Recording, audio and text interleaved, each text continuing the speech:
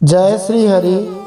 हिंदू धर्म के सनातन शास्त्र बड़े ही महत्वपूर्ण हैं। वेद व्यास जी के द्वारा रचित 18 पुराण और महाभारत बड़े ही विलक्षण हैं। 18 पुराणों में भी श्रीमद् भागवत महापुराण बड़ा ही अनोखा महापुराण है, जिस पर सबसे ज्यादा कथाएं होती हैं। श्रीमद् भागवत महापुराण की प्रत्येक लीला बड़ी ही सुंदर है और भागवत की स्तुतियां भी बड़ी ही अद्भुत हैं। उन स्तुतियों में से सबसे कठिनतम और सबसे महत्वपूर्ण स्तुति वेद स्तुति मानी जाती है, जो दशम स्कंद के उत्तरार्ध के 87वें अध्याय में वर्णित हुई है। साक्षात मूर्तिमान वेदों द्वारा पूर्ण पुरुषोत्तम भगवान श्री नारायण की जो स्तुति की गई थी वह वेद स्तुति है। उस वेद स्तुति को हम 9 भागों में सुन चुके हैं। लगभग 4.5 घंटे की रिकॉर्डिंग वह थी और अब हम उस वेद स्तुति का सार सरलतम शब्दों में सुनते हैं। प्रश्नों के माध्यम से वेद स्तुति को हम सरल करने का प्रयास करते हैं। हमारा प्रयास है कि हम भागवत को गहराई से गंभीरता से समझें और हम ये दावा नहीं करते, विनम्रता से कहते हैं, निवेदन करते हैं कि हम इस वेद स्तुति को सरलतम शब्दों में समझने का प्रयास करेंगे और जब आप इसको पूरा सुन लेंगे तब आप अंत में पाएंगे कि निश्चित रूप से वेद स्तुति बड़ी ही सरल है और आपको वो समझ में आ गई है। तो श्रीमद् भागवत महापुराण की सबसे कठिनतम स्तुति वेद स्तुति है और कठिन होने के साथ वेद स्तुति गूढ़ भी है। देखिए, दशम स्कंद के 86वें अध्याय में भगवान श्री कृष्ण ने विलक्षण लीला करते हुए श्रुतदेव नामक ब्राह्मण को और बहुलाश्व नामक राजा को एक ही साथ दर्शन किया था और दोनों को परमात्म तत्व का उपदेश किया था। तब भगवान श्री कृष्ण ने शब्दों के द्वारा ही उनको परमात्म तत्व का बोध कराया। तो परीक्षित महाराज ने पूछा था सुखदेव जी से कि जब भगवान ने उन दोनों को परमात्म तत्व का उपदेश शब्दों के द्वारा ही किया, लेकिन शब्द के प्रयोग से शब्दातीत भगवान कैसे समझाए जा सकते हैं? जैसा कि मूल कहता है, ब्रह्मन ब्रह्मण्य निर्देशे, ब्रह्म का तो कोई निर्देश का विषय ही नहीं है, क्योंकि ब्रह्म में कोई गुण ही नहीं है। वाणी जब किसी चीज का वर्णन करती है तब या तो वह उसके गुण द्वारा पहचानी जाती है कि भी इसका ऐसा गुण है। जैसे कोई खट्टी चीज की बात करे तो सोचेगा नींबू होगा या आंवला होगा, या मीठी चीज की बात करे तो सोचेगा चीनी होगी या रसगुल्ला होगा, अथवा कहे कि यह कड़वी चीज है, अथवा कहे यह गोरी है अथवा यह काली है, या कोई क्रिया के द्वारा बताया जाए कि वह जाता है या नहीं जाता है, अथवा रूप के द्वारा बताया जाए कि वह सुंदर है अथवा कुरूप है। तो इस प्रकार वाणी जब भी किसी चीज का वर्णन करती है तो उसे गुण की, क्रिया की, रूप की आवश्यकता पड़ती है। परमात्मा तो निर्गुण कहलाते हैं, जो सत और असत दोनों से परे हैं, अस्ति और नास्ति दोनों का विषय नहीं है। अब जिस परमात्मा में कोई गुण ही नहीं है तो उसका प्रतिपादन शब्दों के द्वारा कैसे हो सकता है? हम कैसे परमात्मा को समझ सकते हैं? भगवान को कैसे हम जाने? ये बड़ा ही महत्वपूर्ण प्रश्न परीक्षित महाराज द्वारा श्री सुखदेव जी से पूछा गया। इस प्रश्न में से भी हमने 4 प्रश्न बना करके उसको समझने का प्रयास किया। अब श्री सुखदेव जी जिस प्रकार गंभीर प्रश्न है उस प्रकार गंभीर उत्तर आरंभ करते हैं। सुखदेव जी कहते हैं कि देखो परीक्षित, निश्चित रूप से भगवान सर्वशक्तिमान भी हैं और गुणों के खजाने भी हैं। सारी श्रुतियां स्पष्टतः है सगुण परमात्मा के ही निरूपण करती है, परंतु विचार करने पर उनका तात्पर्य तो निर्गुण ही निकलता है। देखो, विचार करने के लिए भगवान ने हम सभी जीवों को बुद्धि दी है, इंद्रियां दी है, मन दिया है और प्राण दिया है, और इन्हीं से हम सभी चीजों का बोध करते हैं। प्राणों से हम जीवन धारण करते हैं। कान आदि जो इंद्रियां हैं उनसे हम सुन करके अनुमान लगाते हैं अथवा आंखों से देखकर अनुमान लगाते हैं। मन के द्वारा उस पर मनन करते हैं और बुद्धि के द्वारा निश्चय करते हैं। इस प्रकार श्रुतियों के तात्पर्य निर्गुण स्वरूप के साक्षात्कार की ओर ही ले जाते हैं। इसलिए श्रुतियां सगुण का प्रतिपादन तो करती हैं, परंतु है वस्तुतः निर्गुण परख ही। जैसा गंभीर प्रश्न पूछा वैसा ही गंभीर उत्तर बताया है। सुखदेव जी कहते हैं कि ब्रह्म का प्रतिपादन करने वाले जो उपनिषद है उसका यही स्वरूप है और इसे पूर्वजों के भी पूर्वज सनकादि ऋषियों ने आत्मनिश्चय के द्वारा धारण किया है। जो भी मनुष्य इसे श्रद्धा पूर्वक धारण करता है वह बंधन के कारण समस्त उपाधियों अनात्म भावों से मुक्त हो जाता है और अपने कल्याण स्वरूप परमात्मा को प्राप्त हो जाता है। तो परमात्मा है वह आत्माओं के भौतिक आवरण का उनके चरम लाभ हेतु प्रदर्शन करते हैं ताकि जीव परमात्मा को जान सके।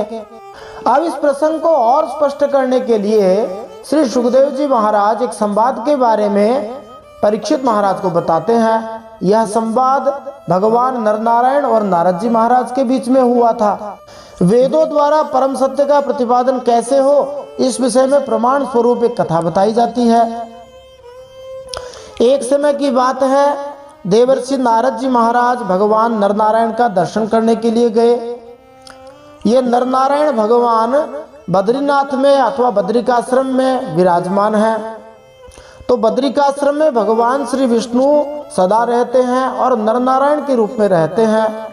बद्रिकाश्रम में भी बताया जाता है कि कलाप नामक एक ग्राम है, वहां पर भगवान नारायण और नर सदा मानव कल्याण के लिए तपस्या करते रहते हैं।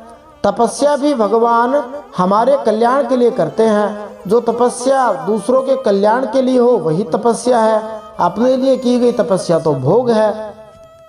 तो उसी कलाप ग्राम में एक बार नारद जी और भगवान नरनारायण के बीच में यह बातचीत हुई थी और वहां पर दूसरे ऋषि भी बैठे हुए थे।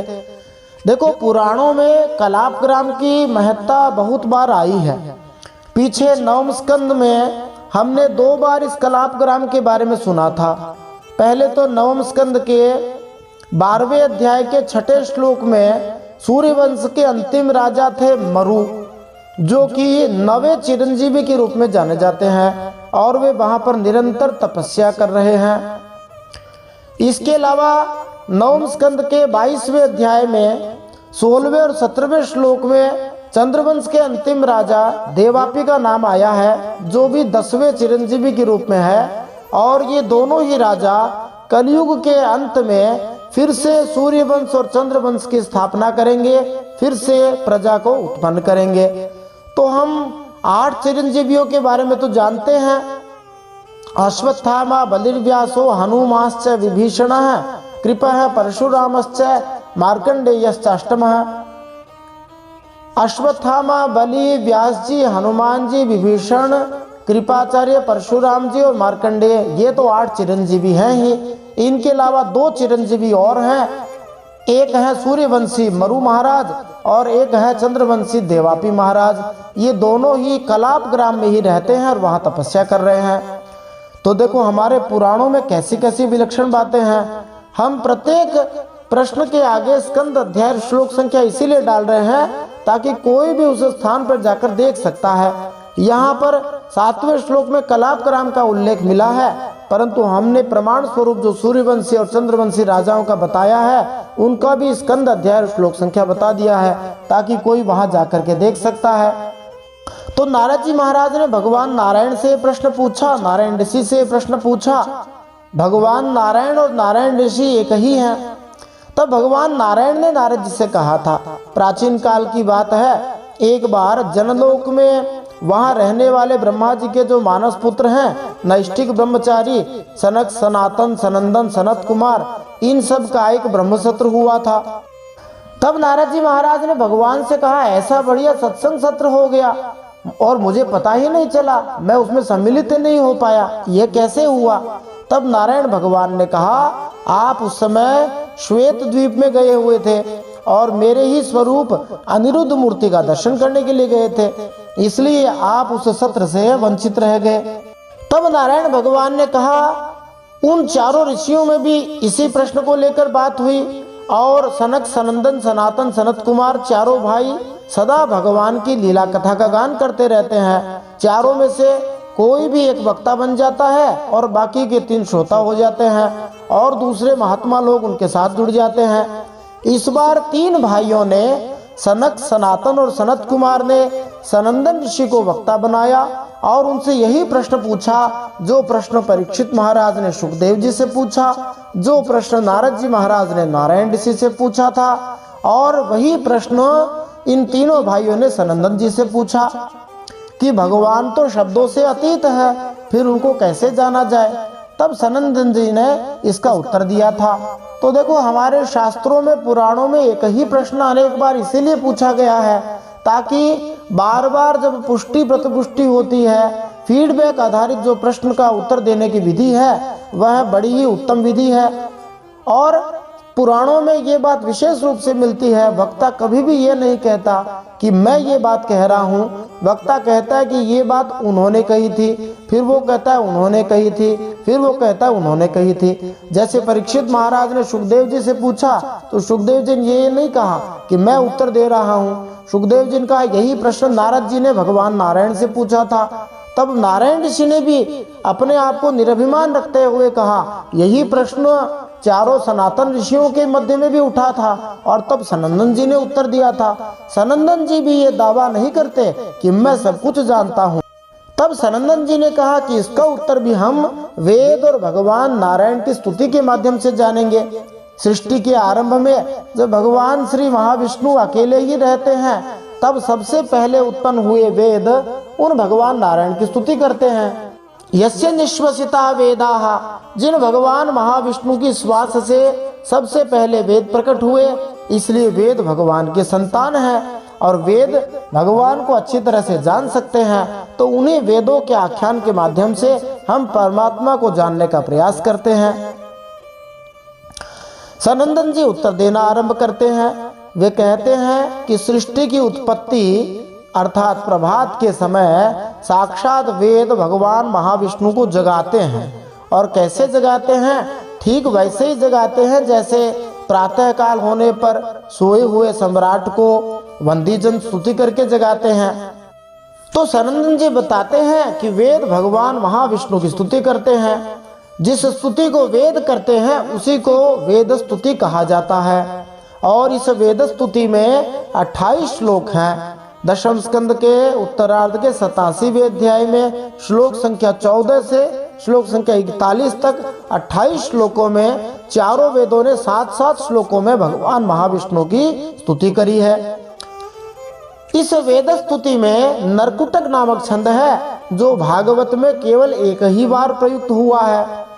इस प्रसंग में ये भी कोई प्रश्न पूछ सकता है कि स्तुति कहते किसको है? तो संस्कृत में स्तुति अभिसमय धातु होती है जिससे स्तुति शब्द बनता है, जिसका अर्थ होता है कि जो प्रशंसा में कहा जाए वह स्तुति होती है। तो एक प्रश्न किसी के मन में उठ सकता है कि क्या भगवान को अपनी प्रशंसा सुनना अच्छा लगता है? स्तुतियों से भगवान का कोई पेट थोड़ी भरता है और भगवान तो सर्वज्ञ हैं और फिर सर्वज्ञ को कुछ बताना ये तो मूर्खता की ही बात होगी।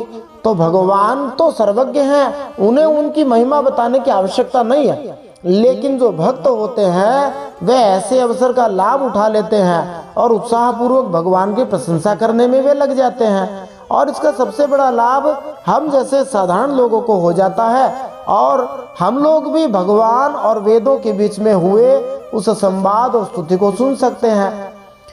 तो हरिनाम जपने या भगवान की स्तुति करने से भगवान को केवल मानसिक संतोष हो सकता है, बाकी भगवान को तो फायदा नहीं होता, हमें जरूर फायदा होता है। इसलिए भगवान की स्तुतियां मन लगा के करनी चाहिए, मन लगा के सुननी चाहिए। किसका क्या भाव वो पता नहीं और बढ़िया बात निकल के आ जाए और हमारा कल्याण हो जाए। इस वेद स्तुति में नरकुटक छंद आया है और इसका लक्षण है यदि भवतो न जाओ भज जला गुरु नरकुटकम। इसके प्रत्येक चरण में 17 अक्षर होते हैं और गण स्वरूप इस प्रकार होता है नगण जगण भगण फिर जगण और फिर जगण, अंत में लघु और गुरु। अभी एक श्लोक का हम आस्वादन कर लेते हैं जिसके हम 9 भागों में श्रवण करके आए हैं और फिर हम इस वेद स्तुति को प्रश्नों के माध्यम से सरल तरीके से समझेंगे। श्रुतय ऊचुः जय जय जय जा मजित दोष गृभीत गुणाम त्वमसि यदात्मना समवरुद्ध समस्त भगः।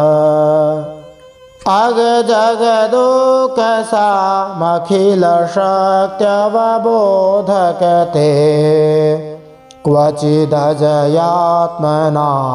चचरतोऽनुचरे निगमः।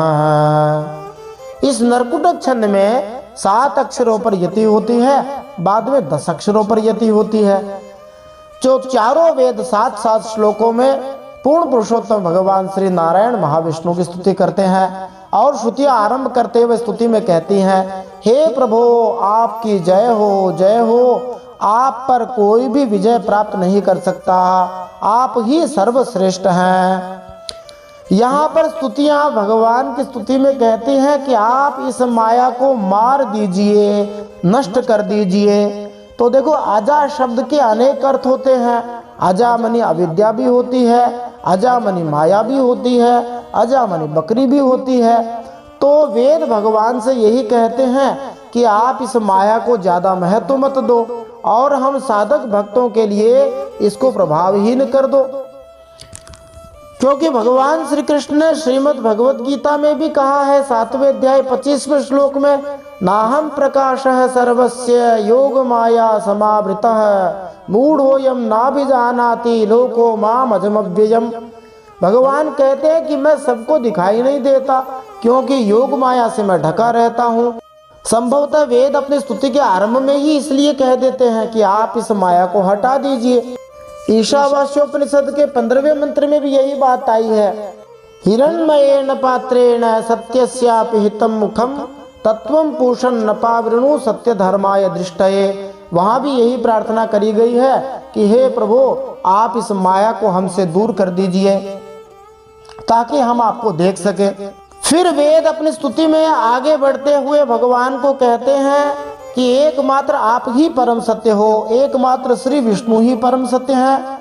कोई तर्क कर सकता है फिर दूसरे जो देवता आदि हैं उनका क्या होगा, तो वे सब भगवान श्री विष्णु के ही स्वरूप हैं। देखो, कोई मनुष्य अपना पैर चाहे कहीं पर भी रखे, ईंट पर रखे, पत्थर पर रखे या काठ पर रखे, होगा तो सब पृथ्वी ही, क्योंकि ये सब पार्थिव विकार है, मिट्टी से ही बने हैं और मिट्टी से अलग नहीं है। कहने को ईंट पत्थर और काठ कह सकता है परंतु है तो पृथ्वी ही। वैसे ही हम चाहे जिस नाम से पुकारें, चाहे जिस रूप का वर्णन करें, वह नाम श्री भगवान का ही है और वह रूप भी श्री भगवान का ही है। और ऋग्वेद में भी पहले मंडल के 164वें सूक्त में मंत्र है, एकम सद विप्रा बहुधा वदंती। एक ही तत्व को विद्वान लोग अलग अलग नामों से पुकारते हैं। और उसी ऋग्वेद के 10वें मंडल के 114वें सूक्त में भी मंत्र है, एकम संतम बहुधा कल्पयंती। वह परमात्मा एक ही है परंतु भक्त लोग उसको अलग अलग नामों से पुकारा करते हैं। और भगवान श्री विष्णु का जो परम पद है, मोक्ष पद है, उसके बारे में भी ऋग्वेद के पहले मंडल के 22वें सूक्त में आया है, तद विष्णु हो परमम सदा पश्यन्ति सूर्यः दिविव चक्षुरातम। वह भगवान का परम पद है। फिर वेद भगवान की स्तुति करते हुए कहते हैं, हे प्रभु जो आपकी लीला कथा में लगा रहता है, आपकी कथा को सदा सुनता रहता है, वे वास्तव में विचारशील मनुष्य हैं। भगवान के कथामृत समुद्र में डुबकी लगा लगा कर ऐसे भक्त लोग अपने पापों का, दुखों का, कष्टों का, मलों का नाश कर देते हैं। और भगवान की कथा का वह समुद्र छोटा नहीं है, बहुत विशाल है। आप देख लीजिए, 7 दिन में श्रीमद् भागवत महापुराण की कथाएं प्रायः हो जाती हैं और हमें यह श्रीमद् भागवत महापुराण की कथा कहते हुए 438 दिन हो गए हैं, 439वां दिन चल रहा है। यदि 3-3 घंटे के हिसाब से भी लगाया जाए तो कम से कम 200 दिन, 150 दिन से ऊपर इस श्रीमद् भागवत को कहते हुए हो गया। तो यह श्रीमद् भागवत महापुराण का, भगवान की कथा का समुद्र छोटा नहीं है। और 18 पुराण और महाभारत और रामचरितमानस इन सब को ले ले तो पूरा जीवन ही कम पड़ जाए। इतना विशाल है कि इसमें सारी सृष्टि डुबकी लगाकर अपने मल का परित्याग कर सकती है। जो भी भगवान की कथा में डुबकी लगाता है उसके दूसरे साधन का दुख छूट जाता है, वह सदा परम आनंद को प्राप्त कर लेता है। फिर वेद भगवान की स्तुति में कहते हैं कि देखो, जो लोग आपका भजन नहीं करते और वे कहते हैं कि हमारे पास इतना धन है, और हम तो जीवित हैं, हम मर थोड़ी गए हैं। तो वेद कहते हैं कि जो आपका भजन नहीं करते हैं वे अपने आप को ऐसा समझ भले ही लें कि हम जीवित हैं, परंतु वे वैसे ही जीवित हैं जैसे लोहार की धोकनी में भी हवा आती है, वैसे ही उनके अंदर ऑक्सीजन जा रही है, कार्बन डाइऑक्साइड बाहर निकल रही है। वे व्यर्थ में ही अपने आप को जीवित समझ रहे हैं, वे तो मरे हुए ही हैं जो आपका भजन नहीं करते हैं। तो हमें कैसे पता लगे कि हमारा जीवन सार्थक है या निरर्थक है? तो यदि हमारा जीवन श्री भगवान के भजन में लगा है तो ही हमारा जीवन सार्थक है, नहीं तो हमारा जीवन बेकार है, निरर्थक है। वेद अपनी स्तुति में कहते हैं कि अन्नमय, प्राणमय, मनोमय, विज्ञानमय और आनंदमय, ये 5 कोश हैं शरीर के अंदर रहने वाले, और इन 5 कोशों में पुरुष रूप से आप ही विराजमान हैं। ये 5 कोश मानव के मानसिक स्तर को बताने वाले हैं। इनका उल्लेख तैत्तरीय उपनिषद के ब्रह्मानंद वल्ली में भी हुआ है। देखिए, जीवन के आरंभ में प्रत्येक प्राणी भोजन के प्रति सचेष्ट रहता है, चाहे वह बालक हो अथवा पशु हो। थोड़े से उत्तम भोजन से वे संतुष्ट हो जाते हैं, बच्चे तो चॉकलेट से ही प्रसन्न हो जाते हैं। तो चेतना का ये जो स्तर होता है जिसमें केवल भरपेट भोजन ही देय होता है, अन्नमय कहलाता है। अन्न का अर्थ है भोजन। इसके बाद जीवित रहने की चेतना आती है कि भाई हम केवल भोजन के लिए नहीं हैं, जीवित रहेंगे तभी तो भोजन करेंगे। तो बिना किसी आक्रमण या संहार के व्यक्ति अपना जीवन बिता सकता है, तो वह स्वयं को सुखी मानता है कि कोई हमें मारने वाला नहीं है, हम आराम से सुरक्षित है। इस स्थिति को प्राणमय कहा जाता है। इसके बाद में जब मानसिक स्तर पर थोड़ा आगे बढ़ता है तो वह मनोमय कोश कहलाता है। भौतिक सभ्यता तो प्रायः इन्हीं 3 बिंदुओं के ऊपर, इन्हीं 3 कोशों में उलझी रहती है, अन्नमय, प्राणमय, मनोमय। रोटी कपड़ा मकान से आगे जा ही नहीं पाते हैं। सारे सभी व्यक्तियों की पहली चिंता आर्थिक विकास की होती है कि रोटी की व्यवस्था कैसे हो, कपड़े की व्यवस्था कैसे हो, मकान की व्यवस्था कैसे हो। फिर जब ये सब आ गया तो दूसरी चिंता ये होती है कि हमारा विनाश ना हो जाए, तो हमारे प्राण सदा सुरक्षित रहें, हम मर ना जाएं, ये चिंता रहती है। और जब इससे आगे बढ़ जाते हैं तब मानसिक विचार की चेतना आ जाती है कि अब जो है हमें को ये अच्छा लग रहा है, ये बुरा लग रहा है, अब हमारा मूड अच्छा है, अब हमारा मूड खराब है। इन सब में उलझे रहते हैं। तो इस प्रकार साधारण लोग तो इन 3 स्तर पर ही रह जाते हैं। कुछ लोग जो समझते हैं कि यह संसार सदा रहने के लिए नहीं है, भगवान के भजन के लिए मिला है, वे विज्ञान में अवस्था को प्राप्त करते हैं। जैसा कि भगवान श्री कृष्ण ने श्रीमद् भगवत गीता में 7वें अध्याय में भी बताया, 9वें अध्याय में भी बताया विज्ञान क्या है। तो भगवान ने कहा, ज्ञानम तेहम सविज्ञान मिदम वक्ष्याम्य शेषतः यज्ञात्वा नेह भूयोन्यत् ज्ञातव्यम अवशिष्यते। भगवत गीता 7वें अध्याय 2 श्लोक में कहा कि ज्ञान सहित विज्ञान की बात मैं बताता हूँ, जिसको जानने के बाद तुम्हारी मुक्ति हो जाएगी।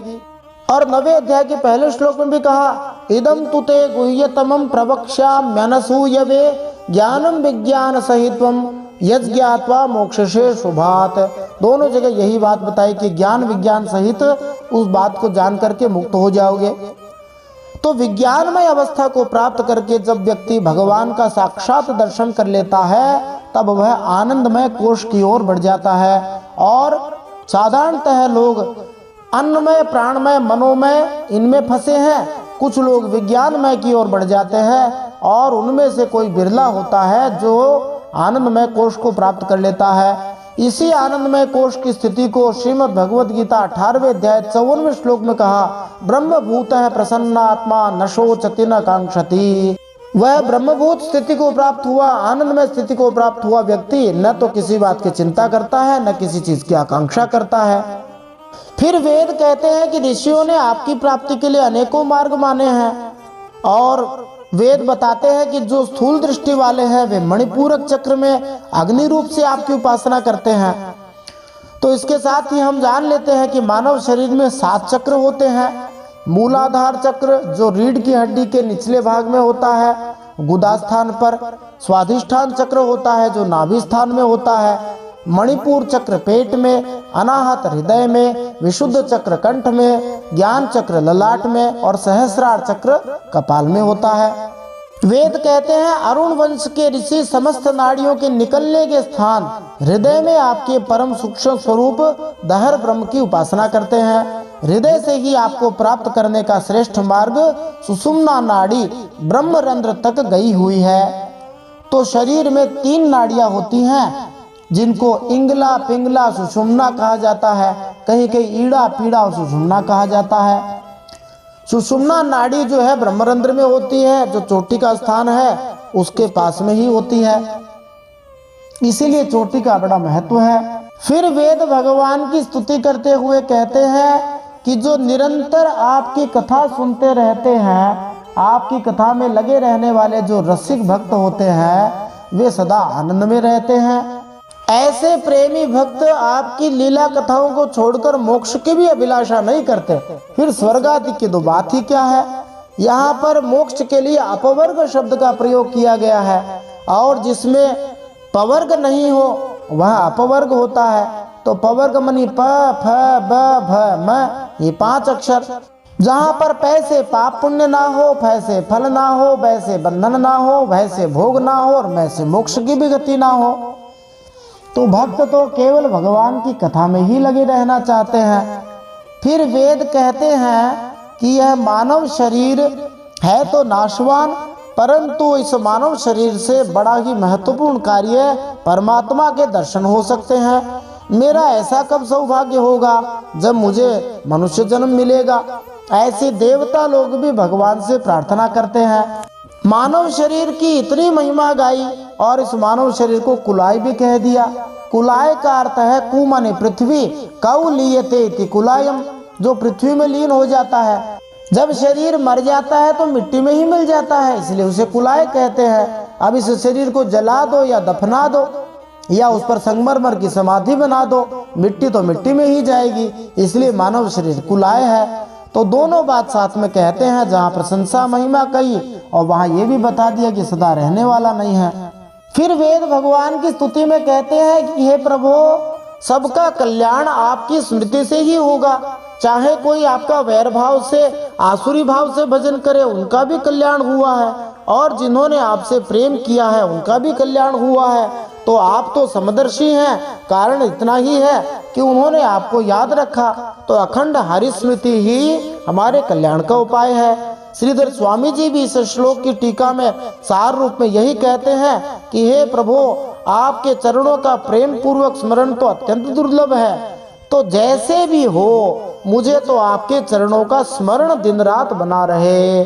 तो चाहे मन लगे चाहे न लगे, हमें भगवान को याद रखना चाहिए। और परम श्रद्धेय प्रातः स्मरणीय पूज्य स्वामी जी श्री राम सुखदास जी महाराज की प्रार्थना दोहराते रहने चाहिए, हे नाथ, हे मेरे नाथ, मैं आपको भूलूं नहीं।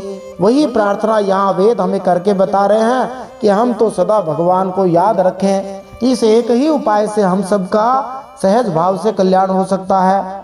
फिर वेद भगवान की स्तुति में एक महत्वपूर्ण बात कहते हैं कि भगवान को माने या जाने, भगवान को मानना या जानना, इसमें से कौन सा बढ़िया उपाय है।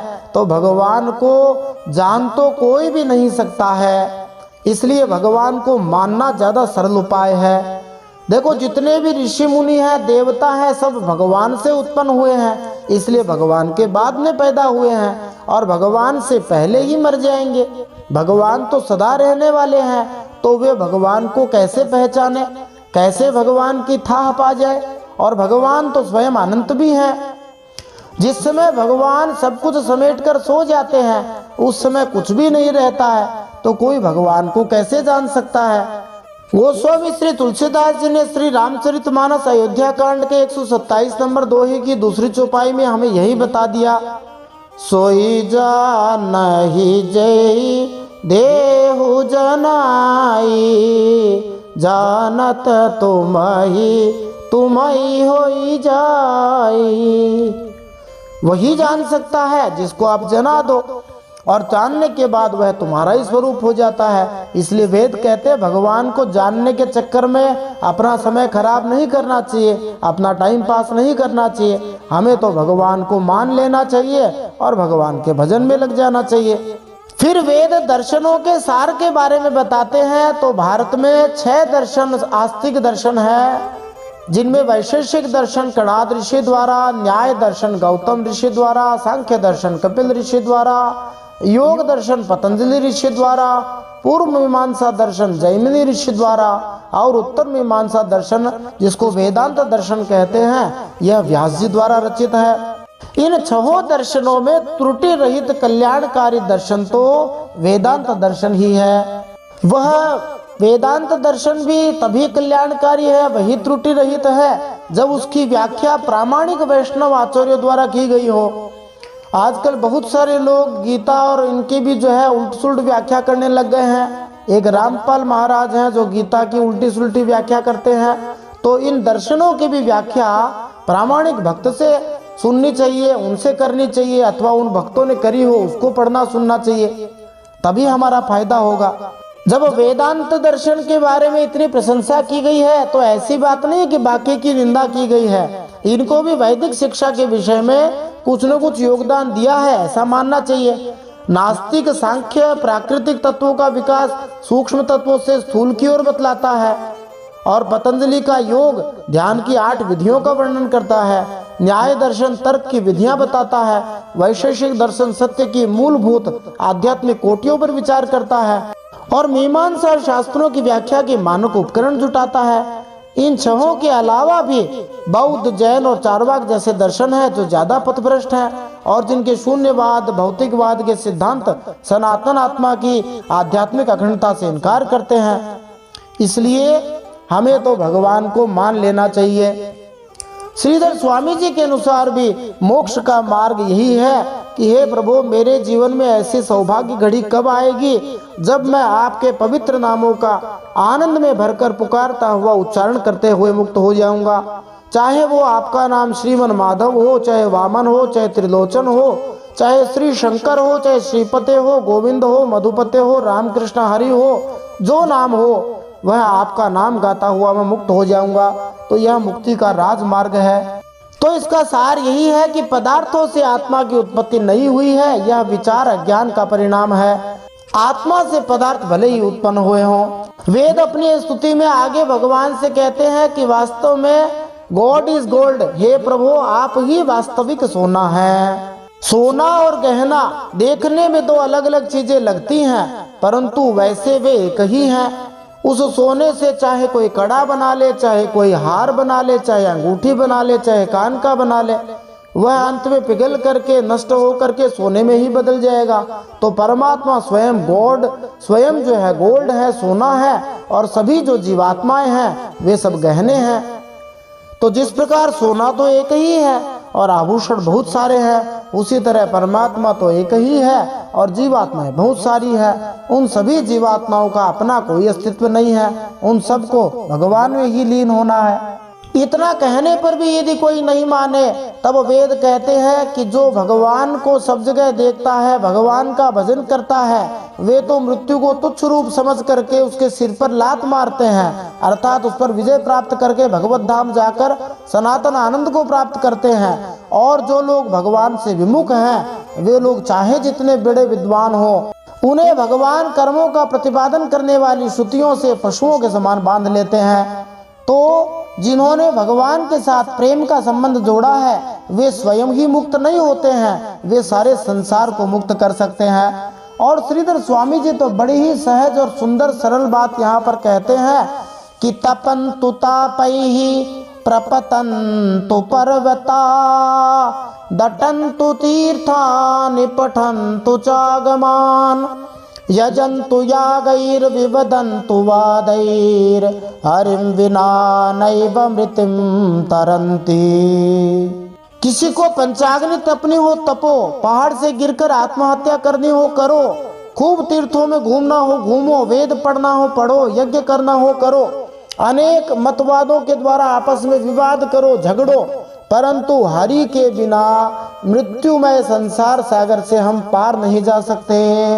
और गोस्वामी श्री तुलसीदास जी श्री रामचरितमानस उत्तरकांड के 122 नंबर दोहे के पहले दोहे में यही कहते हैं, बारी मथे घृत होई बरू सिकता ते बरु तेल बिनु हरि भजन न भवतरिय, यह सिद्धांत अपेल सियावर रामचंद्र की जय। तो हरि भजन बिना यह संसार सागर कोई भी नहीं तर सकता। तो संत तो यही गाते हैं, हरि भजन बिना सुख शांति नहीं, हरि नाम बिना विश्रांति नहीं। फिर वेद भगवान की स्तुति करते हुए कहते हैं कि हे प्रभु, सब आपकी ही पूजा करते हैं, सबके रूप में मूल रूप में आप ही हैं, आपसे अलग कोई नहीं है। एक छोटा व्यक्ति था, अबोध व्यक्ति था, उसका झगड़ा हो गया। किस बात को लेकर झगड़ा हो गया कि वो कहता कि मेरे हाथ हैं वो तो कमाई करने के लिए काम करते हैं, पैर है वो चलकर जाते हैं, सारा कमा कर लाते हैं, हाथ और वो सारा मुंह रख लेता है, मुंह में रखने के बाद वह जो है वो पेट के पास, अकेले के पास रह जाता है। तो ये तो झगड़े की बात हो गई, पेट ही अकेला क्यों रखे। तब किसी भले आदमी ने कहा कि मुख तो एक ही है और पेट भी एक ही है, पेट में रखा हुआ भोजन हाथ को मिल जाएगा। उसको समझाया तो उसकी समझ में आ गई। तो वैसे ही कोई कहे कि हम तो केवल हाथ की ही पूजा करेंगे, हम तो मुख को मानते ही नहीं, कोई कहे हम केवल पैर की ही पूजा करेंगे, हम तो हाथ को मानते ही नहीं, तो ये तो अधूरी बात हुई। आप चाहे जिसकी पूजा करें, अंत में श्री भगवान की ही पूजा करते हैं। चाहे जिसकी पूजा से हमें भूत प्रेत आदि की पूजा नहीं करनी चाहिए। यदि देवताओं में से किसी भी देवता की पूजा की जाती है, वह श्री हरि की ही पूजा होती है।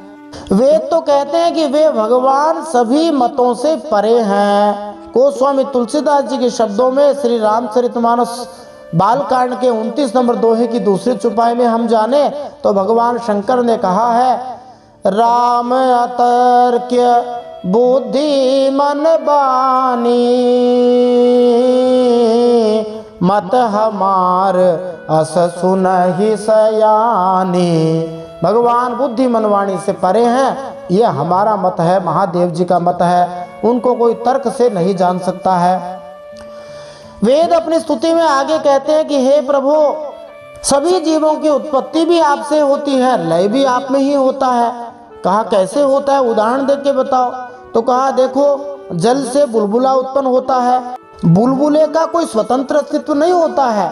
जब उपादान कारण जल होता है और निमित्त कारण वायु का संयोग हो जाता है तो बुलबुला बन जाता है और बुलबुला फिर से जल में ही मिल जाता है। बिना जल के, बिना पानी के बुलबुला हो ही नहीं सकता। तो जल परमात्मा है और बुलबुला हम जीव हैं। और उदाहरण देके बताते हैं, जितनी भी नदियां हैं वे सभी समुद्र से उत्पन्न होती है। कैसे उत्पन्न होती है, तो सूर्य नारायण द्वारा समुद्र का जल अवशोषित होता है, बादल बनता है, वर्षा होती है, नदी बन जाती है, अंत में समुद्र में मिल जाती है। और जिस प्रकार सभी फूलों का रस भी मधु में ही समाहित हो जाता है, उसी तरह सब आप से ही पैदा होते हैं, आप में ही लीन हो जाते हैं। वेद श्री भगवान की स्तुति करते हुए कहते हैं कि देखो, आपका दो रूप है, एक तो भयकारी रूप है, एक भयहारी रूप है। तो जो लोग आपका भजन नहीं करते हैं उनके लिए आपका रूप भयकारी है। संसार और सब चीजें आपका विधान है, वो उन्हें डराता रहेगा। और जो आपकी शरण में आ जाते हैं उनके लिए आपका रूप भयहारी है। इसको हम एक उदाहरण के द्वारा समझें कि एक बिल्ली है, उसके मुंह में जब बिल्ली का बच्चा होता है तब बिल्ली का बच्चा निर्भय रहता है। उसके लिए वह बिल्ली जो कि मृत्यु स्वरूप है भयहारी है। और चूहा है, वह जब बिल्ली के मुंह में रहता है तब उसको अनुभव होता है कि मैं तो मृत्यु के मुख में हूँ, तो वह भयकारी है। तो जब भक्त और अभक्त दोनों की मृत्यु होती है तब भजन क्यों करें, तो भजन इसलिए करें कि मरना तो सबको ही है, लेकिन भक्त मर करके अमरत्व प्राप्त कर लेता है, भगवान का सनातन वैकुंठ धाम प्राप्त कर लेता है, शाश्वत आनंद प्राप्त कर लेता है। और जो अभक्त होता है वह स्वर्ग नरक आदि में चक्कर लगाता रहता है, कभी मनुष्य बनता है, कभी कीट पतंग बनता है और बार बार दुख पाता रहता है। इसलिए हमें तो प्रेम से श्री भगवान का भजन करके भवसागर से पार हो जाने की चिंता करनी चाहिए। इस भवसागर से पार जाने के लिए वेद कहते हैं कि गुरु की अनिवार्य आवश्यकता है। गुरु के बिना हमें कोई संसार से पार नहीं कर सकता। अब देखिए, इस कलयुग में गुरु के नाम पर बड़ा घोरक धंधा चलता है। इसलिए परम श्रद्धेय स्वामी जी श्री रामसुखदास जी महाराज की एक पुस्तक है क्या गुरु बिना मुक्ति नहीं। उसमें मोटे तौर पर यही बताया गया है कि जैसे संतान हुए बिना कोई व्यक्ति पिता नहीं बन सकता, वैसे ही जिस व्यक्ति को स्वयं को परमात्मा की प्राप्ति नहीं हुई हो वह गुरु कहलाने के योग्य नहीं है। विशेष जिज्ञासु भक्त उस स्थान पर जाकर उस पुस्तक को पढ़ सकते हैं अथवा स्वामी जी रामसुखदास जी महाराज का प्रवचन सुन सकते हैं। निश्चित रूप से स्वयं भगवान ही हमारे गुरु हैं। श्री शरणानंद जी महाराज ने भी बताया है कि जो भक्त है अथवा ज्ञानी है अथवा कर्मयोगी है, उसका विश्वास, उसका ज्ञान, उसका कर्म ही उसका गुरु है। तो हमें सच्चे हृदय से भगवान को जगत गुरु मान करके, कृष्णम वंदे जगत गुरु मान करके साधन आरंभ कर देना चाहिए। गुरु हमें मिल ही जाएंगे। गुरु के नाम पर फंस न जाए, इसलिए ये बातें बताई गई हैं। फिर वेद भगवान नारायण की स्तुति करते हुए कहते हैं, हे प्रभु, प्रायः संसारी लोग कुछ वस्तुओं को सफलता के मापदंड मानते हैं, जैसे स्वजनाहा अर्थात सेवक, कि भाई हमारे इतने नौकर हैं, इतने कर्मचारी हैं। सुंदर शरीर को भी सफलता का मापदंड माना जाता है। गर्व करने योग्य पुत्र हो तो वे भी सफलता के मापदंड माने जाते हैं। सुंदर आकर्षक पत्नी या पति हो, बहुत धन हो, बढ़िया प्रतिष्ठापूर्ण घर हो किसी के पास, तो वो भी सफलता का मापदंड माना जाता है। भूमि हो और स्वास्थ्य और शक्ति अच्छी हो तो वो भी सफलता का मापदंड माना जाता है। और रथाहा अर्थात मोटर कार या दूसरे वाहन, ये सब प्रतिष्ठा को प्रदर्शित करते हैं। किंतु जिसने भक्ति के आनंद का अनुभव करना प्रारंभ कर दिया है वह इन सारी वस्तुओं का आकर्षण त्याग देता है, क्योंकि उसे सभी आनंद के आगार खजाने उन श्री भगवान में असली तुष्टि मिलती है, जो अपने आनंद को अपने सेवकों में बांटते हैं। वह विष्णु भक्ति शुद्ध मानी जाती है जिसमें मनुष्य की एकमात्र इच्छा श्री भगवान को प्रसन्न करने की हो। उस पूर्ण चेतना में स्थित वैष्णव को सांसारिक उपलब्धियों में कोई रुचि नहीं रहती, इसलिए वह यज्ञ करने तथा योग का कठिन अभ्यास करने के किसी कर्तव्य से मुक्त कर दिया जाता है। वेद कहते हैं, शरणागत वत्सल भगवान स्वयं अपने शरणागत भक्त को जनाते हैं। और ये बात पीछे भी आई थी कि सोई जानई जही देहु जनाई, भगवान को वही जान सकता है जिसे भगवान स्वयं जना देते हैं। फिर वेद महापुरुषों की, संत महात्माओं की विलक्षण महिमा बताते हैं और कहते हैं कि जो ऐश्वर्य, लक्ष्मी, विद्या, जाति, तपस्या आदि के घमंड से रहित हैं, वे संत महात्मा इस पृथ्वी तल पर परम पवित्र हैं और सबको पवित्र करने वाले पुण्यमय सच्चे तीर्थ स्थान है। और तीर्थ स्थान होने का कारण क्या है? तो कारण यही है कि उन भक्तों महापुरुषों के हृदय में श्री भगवान के चरण कमल सदा विराजमान रहते हैं। मानिए वे संत महात्मा सदा भगवान का चिंतन करते हैं, इसलिए उनमें ऐसी सामर्थ्य आ जाती है। फिर श्रुतियों ने एक विचित्र सिद्धांत बताया। वैसे वेदों का एक सिद्धांत है, ब्रह्म सत्यम जगन मिथ्या। यह संसार जो है मिथ्या है, ब्रह्म सत्य है। लेकिन इस श्लोक संख्या 36 में वेद एक दूसरा ही सिद्धांत देते हैं। वेद कहते हैं कि ब्रह्म तो सत्य है ही, लेकिन जगत भी सत्य है। जगत भी पूरी तरह से मिथ्या नहीं है, लेकिन इतनी बात है कि ब्रह्म है वो अविनाशी है और जगत है वो सत्य तो है, दिखाई देता है तब तक, लेकिन नश्वर है, नाशवान है। कि ब्रह्म ही सत्य है, संसार मिथ्या है, इसको वो समझाते हैं और कहते हैं कि देखो जैसे मिट्टी में घड़ा, लोहे में शस्त्र और सोने में कुंडल आदि नाम मात्र के हैं, वास्तव में तो मिट्टी, लोहा और सोना ही है। मिट्टी सदा रहने वाली है, घड़ा थोड़े समय तक रहने वाला है। जब तक घड़ा दिखाई दे रहा है तब तक घड़ा हमें सत्य भी दिखाई देता है, लेकिन वह स्थायी नहीं है। इसी तरह से लोहे में शस्त्र और सोने में कुंडल है। इसे कौन सच्चा मानता है? तो जो नासमझ मूर्ख होते हैं वे ही इसे सच्चा मानते हैं। वास्तव में तो ये सब झूठे हैं। उसी तरह से यह जगत झूठा है, क्योंकि सदा रहने वाला नहीं है, और वैसे जगत को सत्य भी बता रहे हैं। दोनों ही बातें हैं। वेद आगे स्तुति करते हुए भगवान से कहते हैं कि हे प्रभु, दंभी व्यक्ति कभी भी निर्भय नहीं हो सकता। कोई मनुष्य योगी यति हो गए फिर भी अपने हृदय की विषय वासनाओं को उखाड़ नहीं फेंकते। उन असाधकों के लिए भगवान हृदय में रहने पर भी वैसे ही दुर्लभ हैं जैसे कोई अपने गले में मणि पहने हुए हो, परंतु मणि की याद न रहे और उसे ढूंढता फिरे इधर उधर। जो साधक अपनी इंद्रियों को तृप्त करने में लगे रहते हैं, विषयों से विरक्त नहीं होते, साधक कहलाते हैं। उन्हें जीवन भर और जीवन के बाद भी दुख ही दुख भोगना पड़ता है, क्योंकि वे वास्तव में साधक नहीं हैं, वे तो दम्भी हैं। तो एक बड़े ही प्रसिद्ध दार्शनिक रजनीश ओशो थे, जिन्होंने सिद्धांत दिया योग के लिए भोग अथवा संभोग से समाधि। यह सिद्धांत पूरी तरह से गलत है। हमारे शास्त्र वेद इनको नकारते हैं, और इसलिए नकारते हैं कि कोई अग्नि को बुझाना भी चाहे और उसमें घी भी डालता रहे, दोनों बात संभव नहीं है। या तो घी डालना बंद कीजिए तभी अग्नि बुझेगी, नहीं तो घी भी डालते रहे और अग्नि भी बुझ जाए, ये संभव नहीं है। तो भोग भी भोगते रहे और योग की प्राप्ति भी हो जाए, दोनों काम नहीं हो सकते। तो हमारे शास्त्रों ने रजनीश ओशो जैसे दार्शनिकों की थ्योरी को खारिज कर दिया। ऐसे लोगों ने शास्त्रों को बड़ा तोड़ मरोड़ के प्रस्तुत किया है। तो नकली साधकों की बात यह है कि वे साधन करते हैं परंतु फिर भी दंभ करते हैं, और असली साधक वे होते हैं जो अवैध यौन संबंधों को छोड़ देते हैं, मांसाहार नहीं करते हैं, और नशा और जुआ खेलने के विचार तक से दूर रहते हैं, और ख्याति और पद की इच्छा भी वे नहीं चाहते। ऐसी सारी बातें भयानक चुनौती स्वरूप लगती हैं, लेकिन जो भक्ति में लगे हुए हैं, कृष्ण भावना में लगे हुए हैं, असली वैराग्य का फल जीवन भर प्रयास करते रहने के योग्य है, और वे निरंतर प्रयास करते भी रहते हैं। वेद ये भी कहते हैं कि ऐसे लोग जिनको अभी मृत्यु से छुटकारा भी नहीं मिला है और भागवत कथाएं आदि कथाएं भी कर रहे हैं, लेकिन लोगों को रिझाने के लिए, धन कमाने के लिए करते हैं, और उन्हें ऐसे अनेक क्लेश कष्ट उठाने पड़ रहे हैं। दूसरे आपका स्वरूप वे जानते नहीं हैं। अपने धर्म कर्म का उल्लंघन करने से परलोक में नरक आदि प्राप्त होने का भय भी बना रहता है। तो वास्तव में जो कथाएं आदि होती हैं वे तो निःशुल्क ही होती हैं, उसका कोई मूल्य नहीं होता है। और ये एक दंभ ही है, विडंबना ही है कि बड़े बड़े कथावाचक कहते तो ये हैं कि पैसे से मोह माया है, और बाद में पता लगता है कि ये एक दिन के 2 लाख रुपए ले रहे हैं या 5 लाख रुपए ले रहे हैं, तो फिर जो कहा उसमें किस प्रकार उतर पाए।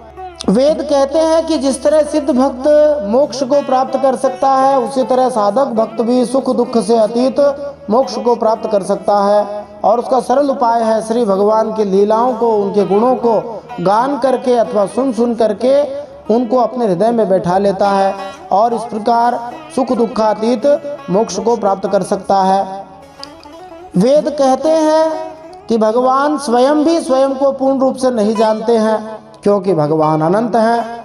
श्री रामचरितमानस में गोस्वामी श्री तुलसीदास जी महाराज ने कहा, हरि अनंत हरि कथा अनंता। भगवान स्वयं अनंत है और भगवान की कथा भी अनंत है। ये बात वेद अपनी स्तुति के उपसंहार में कहते हैं, और बृहदारण्यकोपनिषद के 5वें अध्याय के पहले श्लोक में यही बात आई। ईशावास्योपनिषद के आरंभ में यही आई, ओम पूर्णमदः पूर्णमिदं पूर्णात् पूर्णमुदच्यते पूर्णस्य पूर्णमादाय पूर्णमेवावशिष्यते। यह परमात्मा पूरी तरह से पूर्ण है, वह परमात्मा पूर्ण है, पूर्ण से पूर्ण ही बाकी रहता है, और कुछ भी बाकी नहीं रहता, पूर्ण ही बाकी रहता है। पूर्ण में से पूर्ण ले लिया जाए तो पूर्ण ही शेष रहता है। तो जीरो में से जीरो जोड़ो घटाओ कुछ भी करो वैसा ही रहेगा। ओम शांति ही शांति ही शांति, इस प्रकार कहा जाता है। अब इतनी विस्तृत स्तुति हमने सुन ली, और यदि कुछ समझ में ना आया हो तो श्रीधर स्वामी जी महाराज हमें केवल 2 शब्दों में इस वेद स्तुति को समझा रहे हैं। और श्रीधर स्वामी जी महाराज कहते हैं कि ज़्यादा समझ में ना आए कोई बात नहीं, जैसे सभी शास्त्र उपनिषदे नमो नमः ऐसा कहते हैं, हरये नमः हरये नमः हरये नमः, उसी तरह से हम भगवान को नमस्कार करें। और जैसे वेद आदि शास्त्र कहते हैं, भगवान की जय हो, परम सत्य श्री हरि की जय हो, वेद भगवान की जय हो, भागवत भगवान की जय हो, तो ये 2 शब्दों में श्रीधर स्वामी जी सार देते हैं कि हम सदा भगवान को नमस्कार करते रहें, सदा भगवान की जय जयकार करते रहें, भगवान की जय बोलते रहें। तो यही वेद स्तुति का सार है। सार यही है कि हमें भगवान में लग जाना चाहिए। सुखदेव जी महाराज कहते हैं कि देवर्षि नारद जी को सब कुछ याद हो जाता है, सब कुछ धारण कर लेते हैं।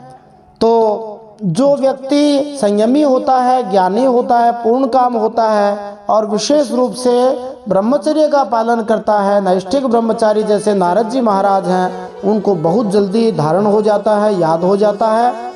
तो ब्रह्मचर्य की महिमा बड़ी भारी गाई गई है। ब्रह्मचर्येण तपसा देवा मृत्यु उपाघ्नत।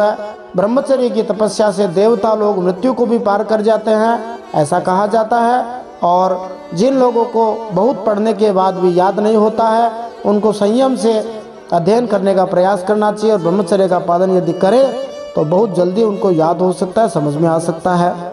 भगवान नारायण ऋषि से सुनकर नारायण परायण नारद जी महाराज ने संपूर्ण वेद स्तुति जैसी की तैसी वेद व्यास जी महाराज को सुना दी। और ये सब ब्रह्मचर्य की महिमा से ही होता है। सुखदेव जी महाराज स्तुति का उपसंहार करते हुए हमें एक अंतिम सलाह देते हैं और वे कहते हैं कि जो भगवान वास्तव में अभय स्थान है, उन भगवान का निरंतर चिंतन करते रहना चाहिए। यही सार है। बोलिए भक्तवत्सल भगवान की जय, वेद भगवान की जय, श्रीमद् भागवत महापुराण की जय, परम सत्य श्री हरि की जय।